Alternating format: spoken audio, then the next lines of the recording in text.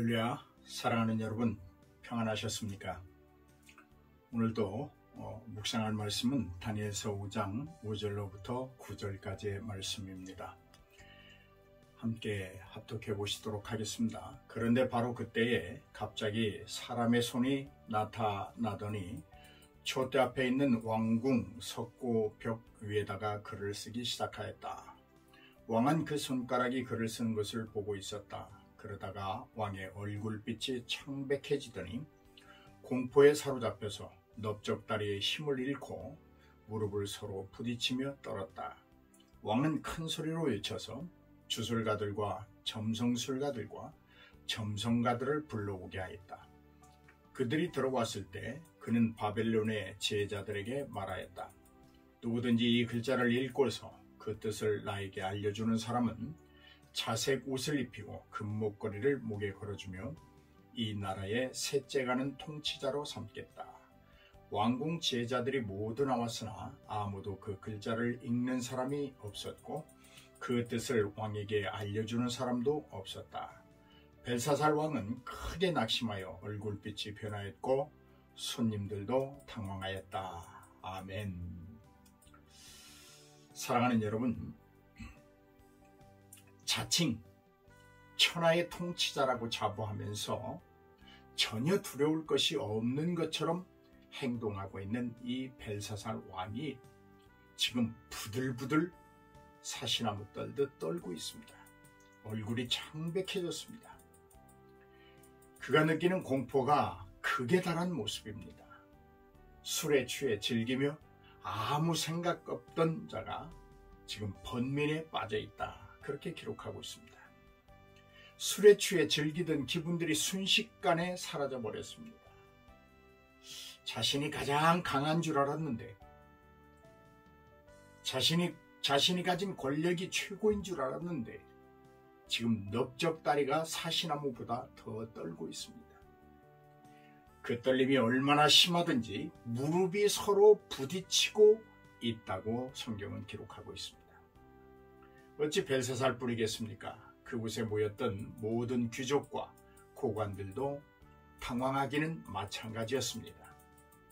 사랑하는 여러분, 5절 말씀을 보면 이렇게 시작합니다. 그때에 라는 말로 시작하고 있습니다. 그때가 언제입니까? 예루살렘 성전에서 사용하던 금, 은 그릇으로 술을 마시고 금, 은, 구리, 쇠, 나무, 돌로 만든 신들을 찬양하고 있던 바로 그때입니다.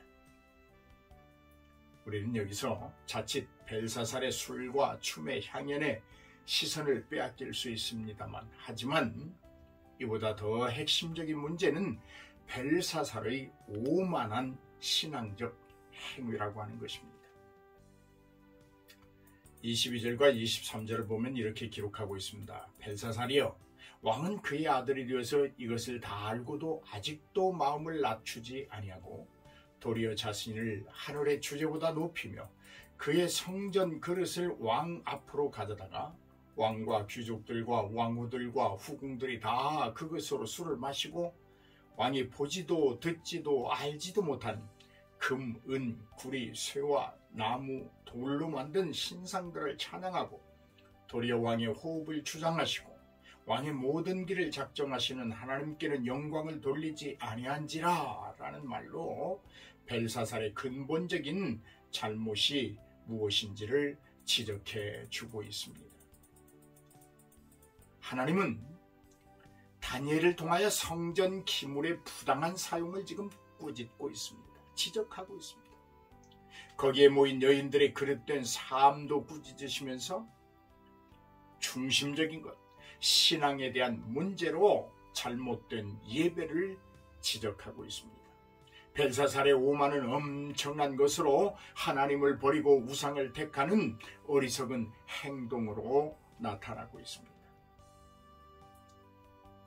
사랑하는 여러분, 하나님께서 다니엘서를 우리에게 주시는 것은 바벨론의 역사를 가르쳐 주시는 것이 아니라 우리의 믿음을 바로잡고 성장하도록 하시는 특별한 은혜의 현현이라고 말하고 싶고 저는 그렇게 믿습니다.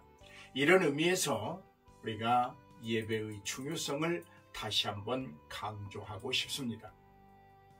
예배는 마땅히 받을 자에게 드려야 하는 것입니다. 찬양과 숭배의 대상이 잘못된 예배는 오히려 죽음이라고 하는 비참한 결과를 초래하게 됩니다. 예배의 형태나 표현되는 헌신이 중요하지 않습니다. 예배의 중심이 중요합니다. 누구에게 예배하느냐, 누구를 찬양하느냐, 누구를 존경하고 누구를 공경하며 누구에게 나의 모든 것을 드릴 수 있느냐라고 하는 문제입니다. 하나님이 최고의 머리이시고 하늘나라의 주제는 하나님이라고 하는 이 고백이 있어야 한다고 하는 말입니다.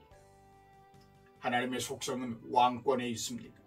권능과 영광과 존귀가 오직 하나님께만 있다고 하는 이런 진솔한 고백,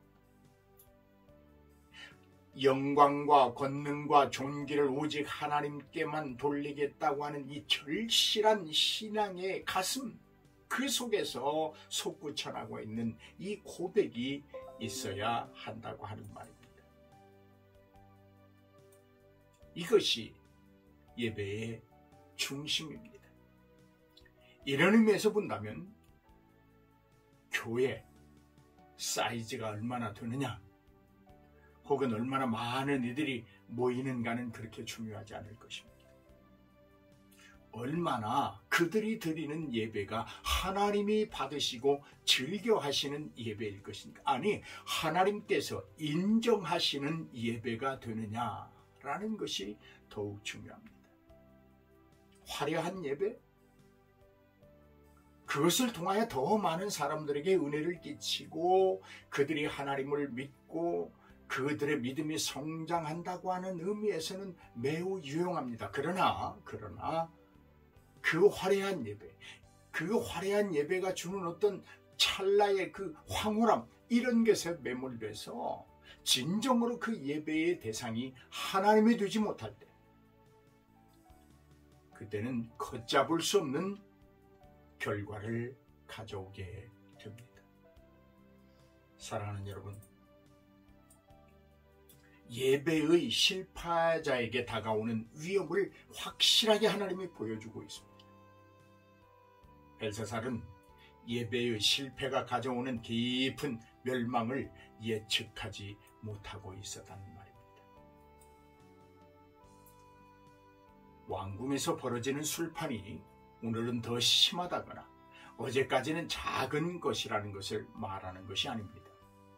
오늘 밤 당장 자신에게 미칠 죽음을 생각하지 못하고 대비하지 못하는 어리석음을 말하려는 것입니다. 그는 자신의 갑작스러운 죽음이나 즉 급사할 자신을 알지 못했습니다. 자신의 오만으로부터 시작된 연희가 결국 우상을 숭배하게 만들고 급기야 자신을 죽음으로 몰아넣게 되었습니다. 한마디로 말해서 그에게는 하나님이 없었습니다. 오직 있다면 과시와 자만뿐이었고, 그가 얻고자 원하고 누리기를 원했던 것은 찰나의 기쁨과 흥에 빠져서 도리어 중요한 미래를 포기하는 어리석음이 전부였습니다.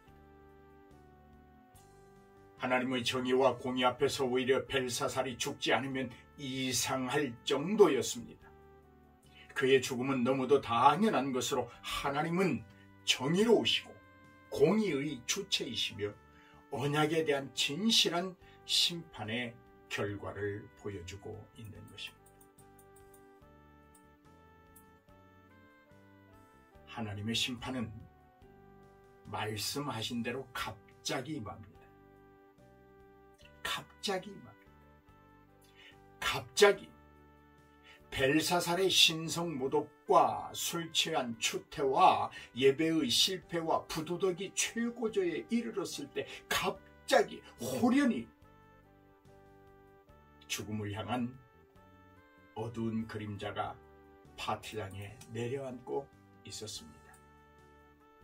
사랑하는 여러분, 호련히 재림하실 주님을 기다리고 계십니까?